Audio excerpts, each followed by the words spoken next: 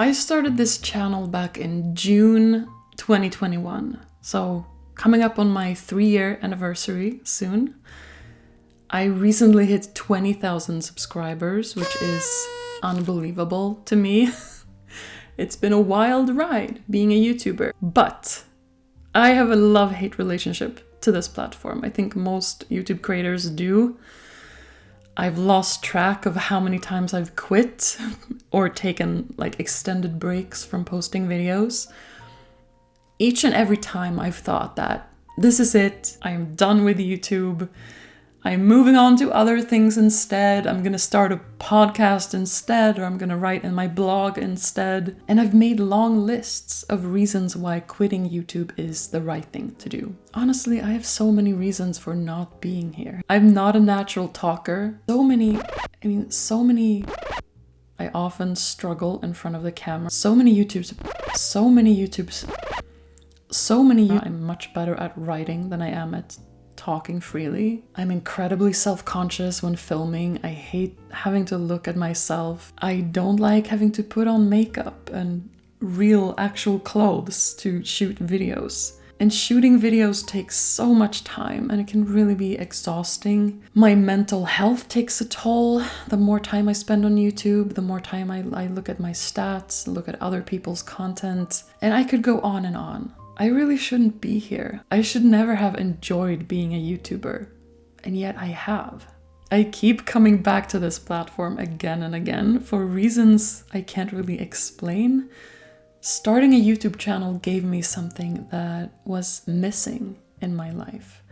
It gave me a new creative outlet, an exciting challenge, some new skills to learn, a way to share more of myself, share my journey and what I was learning, and connect with people all over the world. But I also have many issues with YouTube, and those issues have kind of grown over the past few years. The pressure to stick to a schedule, to appeal to the algorithm, to see your stats and want to improve them, to maintain people's shrinking attention spans, and so on. Add to that the trend of shorter and shorter videos, the tidal wave of AI-generated crap that's been flooding this platform lately, and all of the tired old video ideas that just keep on being copied by new creators over and over and over. It can easily seem like originality and personal connection is dead over here, and that what you are supposed to do is just hop on any new trend or whatever the big influencers are doing. Let ChatGPT determine what videos you make, let Midjourney design your thumbnails for you, and then just churn out as much content as possible in as short amount of time as possible to kind of game the system. I'm not saying this is a good strategy, but when you are browsing YouTube and you see what kind of content gets promoted, gets watched by the million, you get kind of a subliminal message that, hey, this is what works. This is what you should be doing, even though that might not actually be the case. However, there is this new trend on YouTube right now that gets me excited. There seems to be a move away from this type of exhausting retention editing style popularized by MrBeast, among others. Those types of super fast and loud and intense videos with lots of quick cuts and a ton of B-roll and sound effects and graphics. Sensationalism, heightened emotion, clickbaity titles and thumbnails. This has been the industry standard on YouTube for a few years now, and creators have struggled to keep up with it. I certainly have. I used to really enjoy editing when I started my YouTube journey. I liked recording B-roll and lining the shots up to music, using text and graphic and GIFs and making little jokes and references. But the more pressured I felt to kind of overload my videos in order to keep people watching, the more I started to really dread editing and even dread making videos in the first place. Because if I couldn't get them to that super engaging level, if I couldn't retention edit them, then what's the point? No one's gonna watch it.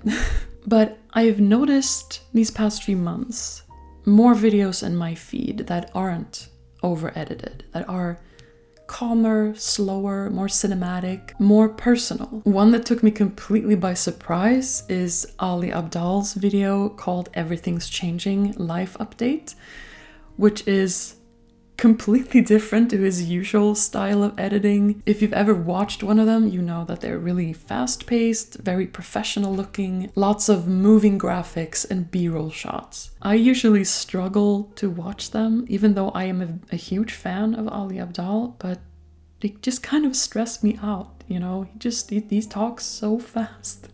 I can barely keep up. But in this video, he just talks calmly to the camera as if it was a close friend, and there are no fast cuts or graphics or anything.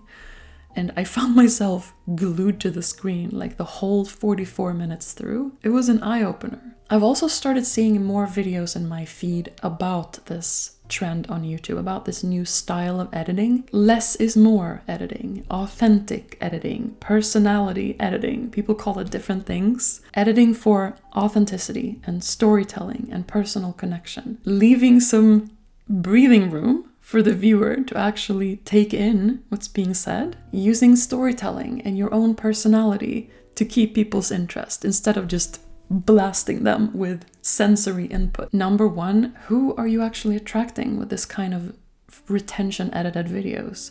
And are they who you actually want to attract? Are they your ideal viewers, customers, clients? And number two, retention editing doesn't necessarily serve your audience or build a real connection with them.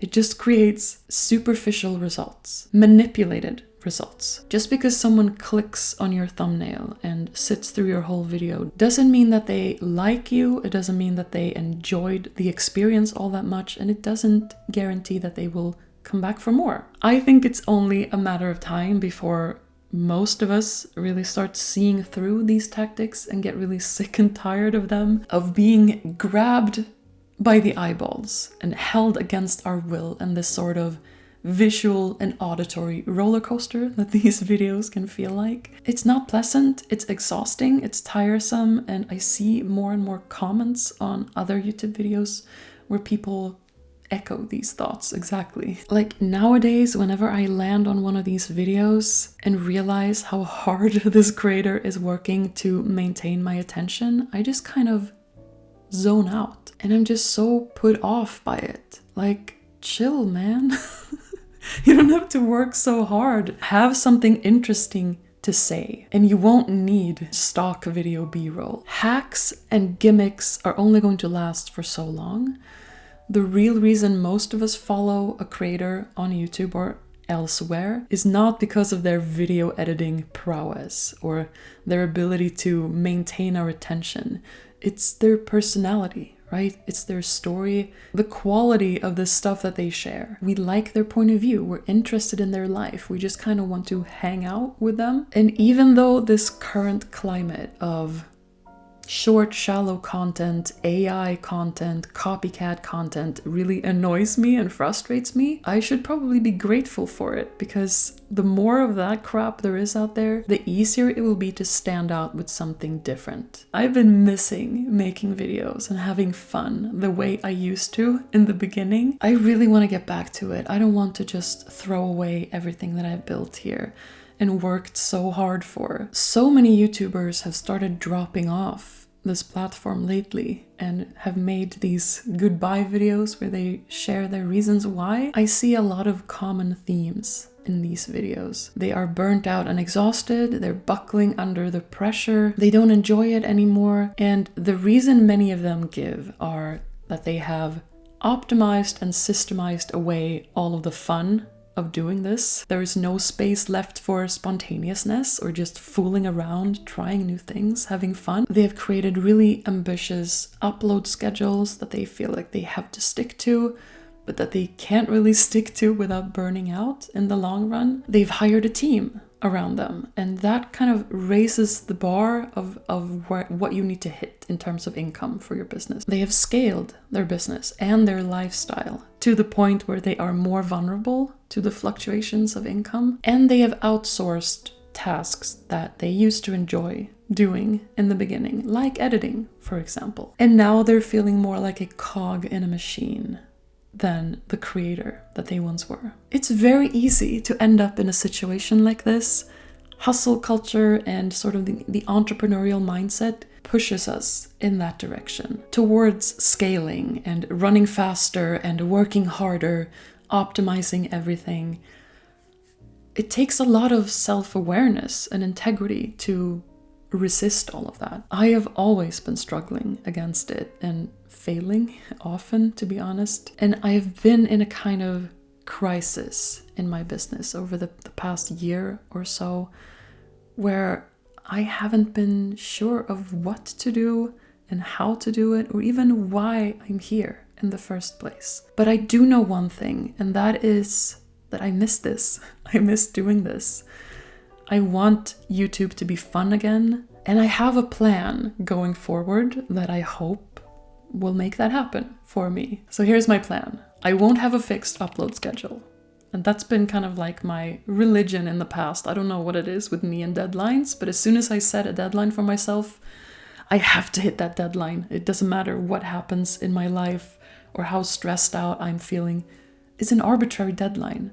And it's the same with upload schedules and all of these social media platforms and the experts that tell you that, oh, you have to be consistent, you have to publish the same day every week so that people can expect that from you. That's bullshit. Really, I don't believe a single word of that. I don't think that's what makes us come back to a creator again and again. I don't think we're even aware of when our favorite creators put out stuff. We're just happy to see that they put out new stuff, right? At least for me, I have never been like, well, it's Monday and 3 o'clock. Where is the new video from so-and-so? I've never done that. It's just ridiculous. It's a completely unnecessary pressure that we put on ourselves as creators. And I'm not going to do that anymore. I'm not going to have like an arbitrary upload schedule. I will release videos whenever I feel like they are done. The other thing I won't do is listen to all of these YouTube gurus and their endless hacks. Because all they do is stress me out and they confuse me, and it's just, I feel like I am thrown this way and that way all the time, and I have to constantly keep changing what I'm doing. When I get into a groove and I find a workflow and a way of doing things that works for me, that works for my creativity, that makes it feel fun for me, that's a lot more sustainable than constantly adjusting to these tricks and tips and hacks and gimmicks and tactics that you see on YouTube, especially by the YouTubers. And I'm not saying they are all bad. I follow some of them and I really enjoy what they do. I appreciate that content is there. I'm just saying that because of how YouTube is structured with the algorithm, the more you watch those kinds of videos, the more of those kinds of videos are going to get pushed on you. And before you know it, your entire YouTube feed is just YouTubers giving you tips about YouTube. And it's exhausting. So I'm not going to do that. I won't obsess over my stats. And this is really difficult. This would be the most difficult thing to follow because they are right there. You know, the stats are right there in your face. You can't really avoid seeing them entirely. And it's good that the stats are there. We want the stats. We want the data. We want to know how many people have watched our videos. Of course we do. But it just inevitably starts to creep into your mind and starts to affect the type of videos you do and how you feel about your own worth as a human being, essentially. I will try my best to remember that any video can take off at any moment. And it's not just about which videos take off immediately, because those are few and far in between. Those are the types of videos that for some weird reason just take off the YouTube homepage for people. And what you usually see is this huge peak and then it kind of peters out, or the video dies. I have many videos like that where they were an immediate hit, like they were a viral hit and I was super excited, but then they just died and no one watches them anymore. Compare that to the videos on my channel that I made years ago just for fun, with no intention to go viral or anything. And then somewhere along the line, someone just discovered them or they got shared. I don't know how that happens, but it's happened to a few of my videos. They have just slowly taken off. You know, they have like this upward trajectory. They are still very much alive and well years after I made them. And those are